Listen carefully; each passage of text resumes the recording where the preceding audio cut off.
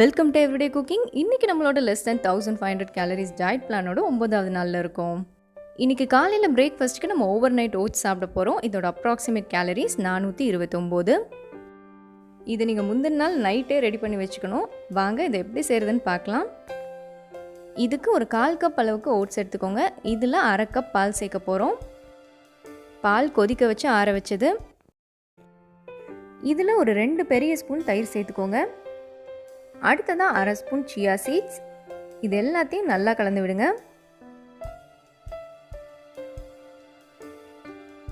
இதை நம்ம night ready பண்ணிக்கணும். அப்படியே ஒரு நைட் ஃபுல்லாக விட்டுறணும். காலையில் தான் நம்ம இதை சாப்பிட போகிறோம். இதோ ரெடி ஆகிடுச்சு. இதை நல்லா கலந்து விடுங்க.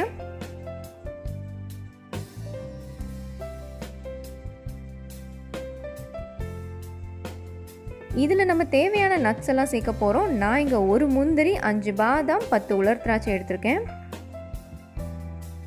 இதை சின்ன சின்னதாக இந்த மாதிரி நறுக்கிக்கோங்க.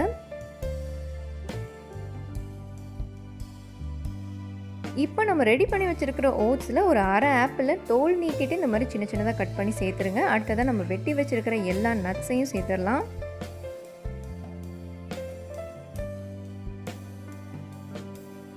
இதுக்கு மேலே டேஸ்ட்டுக்காக 1 ஸ்பூன் தேன். இது எல்லாத்தையும் இப்போ நல்லா கலந்து விடுங்க. இந்த ஓவர் நைட் ஓட்ஸில் ஃபைபர் கண்டென்ட் அதிகம், அதனால உடம்புக்கு இது ரொம்ப ரொம்ப நல்லது. இது வெயிட் லாஸ்க்கு மட்டும் ஹெல்ப் பண்ணுறது இல்லைங்க, வயிற்றில் ஏதாவது எரிச்சல் இருந்தால் கூட இது குணமாக்கிடும். நம்மளோட இந்த ஒரு பவுல் ஓவர் நைட் ஓட்ஸில் 10.7 கிராம் ப்ரோட்டீனும், 13.5 கிராம் ஃபேட்டும், 57.5 கிராம் கார்போஹைட்ரேட்டும், 8.3 கிராம் ஃபைபரும் இருக்குது. இன்றைக்கி காலையில் ஸ்நாக்ஸ்க்கு நம்ம 25 கிராம் அளவுக்கு நிலக்கடலை எடுத்துக்க போகிறோம். இது அப்ராக்சிமேட்டாக 142 கேலரிஸ். நிலக்கடலையை லைட்டாக எண்ணெய் விட்டு நல்லா வறுத்துக்கோங்க. வறுபட்டதும் கொஞ்சமாக மிளகாத்தூளும் உப்பும் சேர்த்து கலந்து விடுங்க.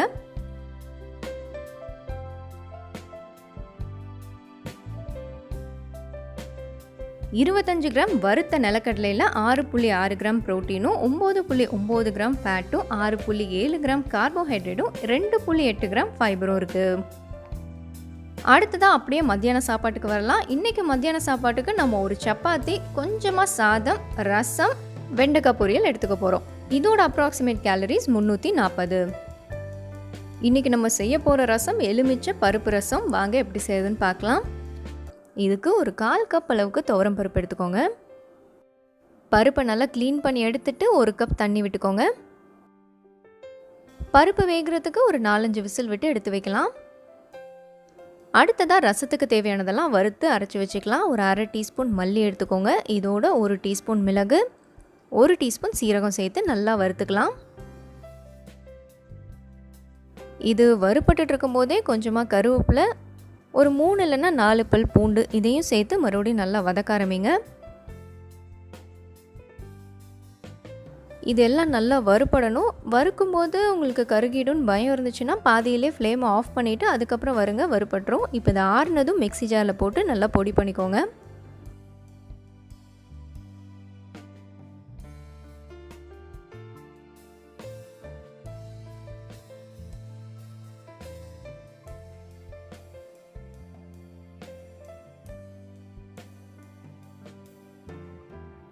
ஸோ இதோ நம்மளோட டெம்பரரி ரசம் மசாலா ரெடி. அடுத்ததாக ஒரு தக்காளி எடுத்துக்கோங்க. சின்ன சின்னதாக கட் பண்ணி அதையும் மிக்சியில் போட்டு நல்லா மைய அரைச்சி எடுத்து வச்சுக்கோங்க.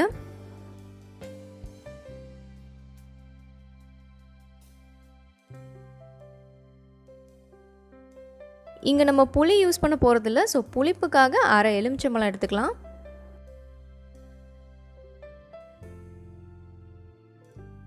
இதெல்லாம் ரெடியாக எடுத்து வச்சுக்கோங்க. அடுத்தது குக்கருக்கு வருவோம். இதோ பருப்பு நல்லா வெந்துருச்சு. எல்லாம் ரெடியாக இருக்குது. அடுத்ததாக ரசம் தாளிச்சிடலாம். கொஞ்சமாக எண்ணெய் பாத்திரத்தில் விடுங்க. 1/2 டீஸ்பூன் கடுகு, 1/2 டீஸ்பூன் உளுந்து சேர்த்துருங்க. கடுகு நல்லா வெடிக்கட்டும்.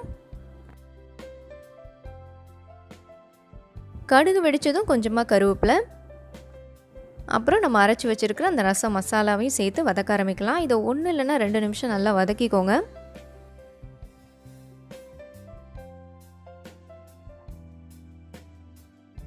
இந்த மசாலாலாம் நல்லா வதங்கினதும் ஒரு 1/4 டீஸ்பூன் மஞ்சள் தூள், 1/4 டீஸ்பூன் பெருங்காயத்தூள், இதோட காரத்துக்கு காஞ்ச மிளகாய் உங்கள் காரத்துக்கு தகுந்த மாதிரி 1ஓ 2ஓ போட்டுக்கோங்க. இப்போ இதையும் வதக்குங்க.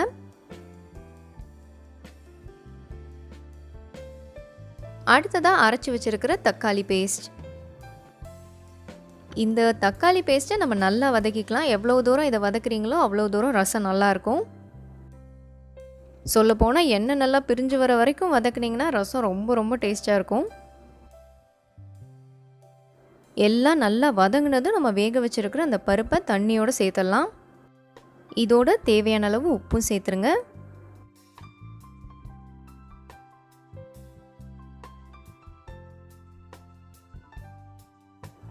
ரசம் தண்ணியாக இருக்கணும், அதனால தேவையான அளவு தண்ணி அட்ஜஸ்ட் பண்ணி சேர்த்துக்கோங்க.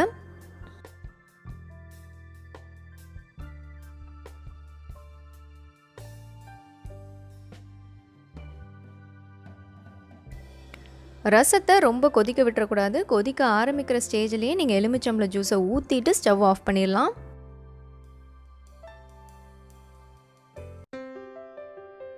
இதுக்கு மேலே கொஞ்சமாக நறுக்கின கொத்தமல்லி இலை தூவிக்கலாம்.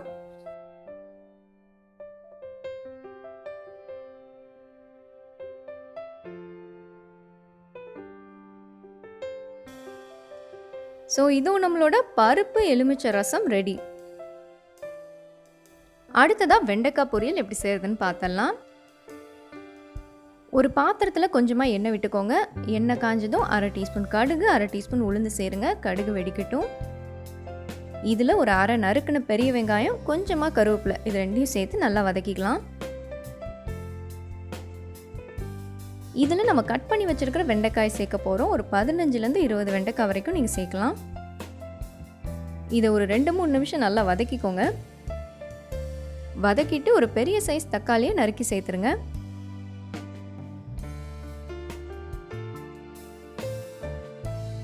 இதோட தேவையான அளவு உப்பு சேர்த்துக்கலாம். அடுத்ததாக ஒரு 1/2 ஸ்பூன் மிளகாத்தூள், 1/2 ஸ்பூன் மல்லித்தூள். இப்போ இது எல்லாத்தையும் நல்லா வதக்கிக்கோங்க.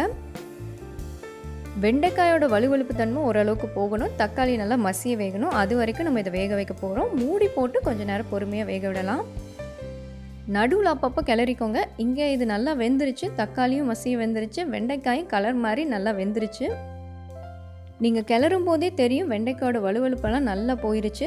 இதோ இது ரெடி ஆகிடுச்சு. இதை அப்படியே பிளேட்டுக்கு மாற்றிக்கலாம்.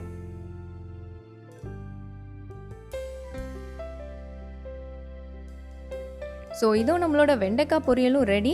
இன்றைக்கி லஞ்சுக்கு நமக்கு தேவை ஒரு எண்ணெய் இல்லாத சப்பாத்தி, 1/2 கப் சாதம், 1/2 கப் பருப்பு ரசம், 1/2 கப் அளவுக்கு வெண்டைக்காய் பொரியல்.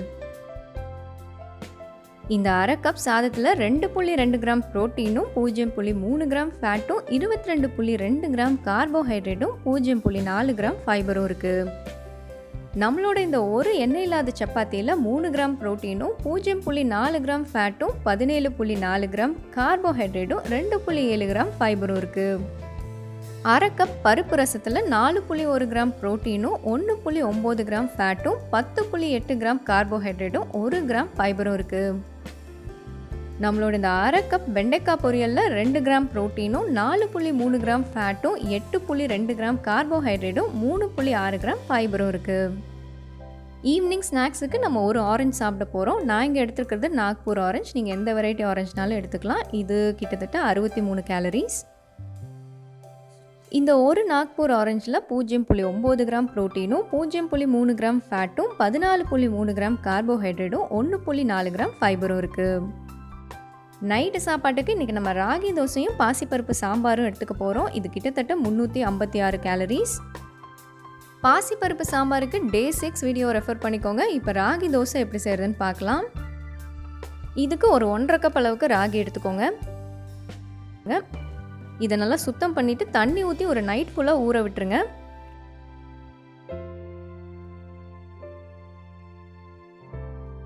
இதோ ராகி நல்லா ஊறிடுச்சு. இந்த அப்படியே மிக்ஸி ஜாருக்கு மாற்றிக்கலாம்.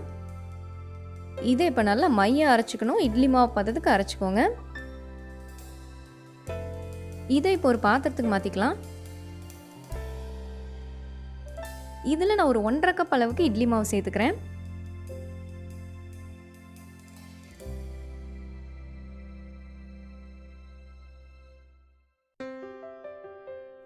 இதோட தேவையான அளவு உப்பு சேர்த்து நல்லா கலந்து விட்டுக்கலாம். இதோ நம்மளோட மாவு ரெடி. இந்த மாதிரி இருக்கணும். வாங்க தோசை ஊற்றிடலாம். இந்த அளவுக்கு மாவு எடுத்து தோசை ஊற்றுங்க.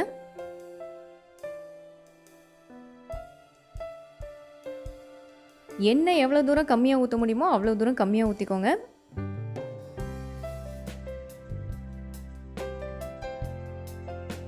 திருப்பி போட்டு 2 பக்கமும் நல்லா வேக விட்டுடுங்க.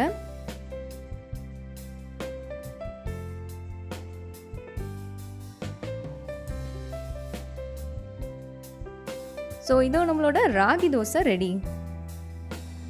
இன்னைக்கு நம்மளுக்கு தேவை இந்த மாதிரி 2 ராகி தோசை.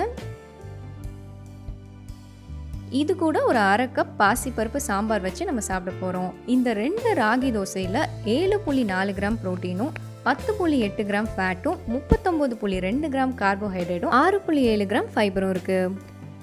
1/2 கப் பாசிப்பருப்பு சாம்பாரில் 2.4 கிராம் ப்ரோட்டீனும் 1.7 கிராம் ஃபேட்டும் 12.2 கிராம் கார்போஹைட்ரேட்டும் 2.2 கிராம் ஃபைபரும் இருக்குது.